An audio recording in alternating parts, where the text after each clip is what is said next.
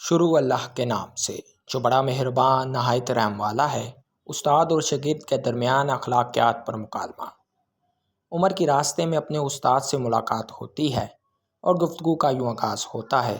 عمر: السلام علیکم سر۔ استاد: وعلیکم السلام۔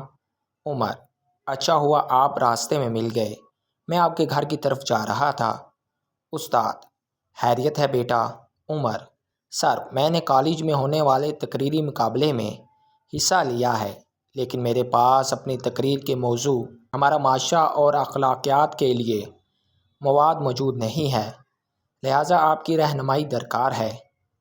استاد: تم اپنی تقریر کا آغاز مرزا غالب کے اس شعر سے کر سکتے ہو: بس کہ دشوار ہے ہر کام کا آساں ہونا، آدمی کو بھی میسر نہیں انسان ہونا۔ عمر: بہت خوب۔ استاد: بیٹا، اخلاق انسان کی زندگی میں ریڑھ کی ہڈی کی حیثیت رکھتا ہے۔ معاشرے میں جو چیز انسان کی پہچان بنتی ہے وہ اس کا اچھا کردار اور عمدہ اخلاق ہے۔ عمر: انسان عمدہ اخلاق کا مظاہرہ کس طرح کر سکتا ہے؟ استاد: دوسروں سے حسن سلوک، مالی تعاون، عزت و احترام، صلح رحمی، باہمی بھائی چارہ اور عفو درگزر وغیرہ جیسی خوبیاں انسان کو معاشرے میں عزت دلاتی ہیں۔ عمر: مزید وضاحت کر دیں۔ استاد: بیٹا، اخلاق وہ چیز ہے جس کی قیمت نہیں دینا پڑتی، ہاں مگر اس سے انسان خریدے جا سکتے ہیں۔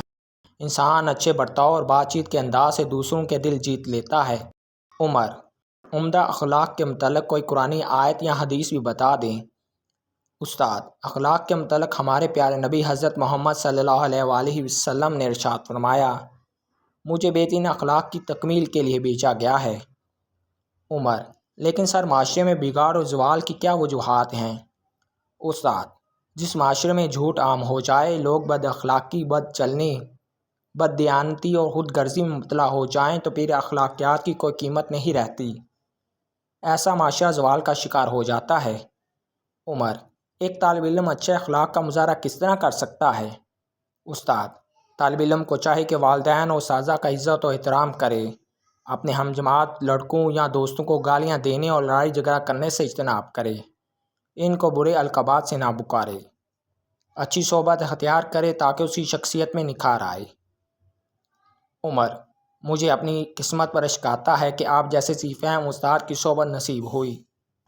استاد: مجھے ذرا جلدی ہے، تم شام کو گھر آ جانا، اس موضوع پر تفصیلاً گفتگو ہوگی۔ عمر: جی بہتر۔ استاد: اچھا بیٹا، اللہ حافظ۔ عمر: اللہ حافظ سر۔ عمر استاد کو الوداع کہنے کے بعد اپنے گھر کی طرف روانہ ہوتا ہے۔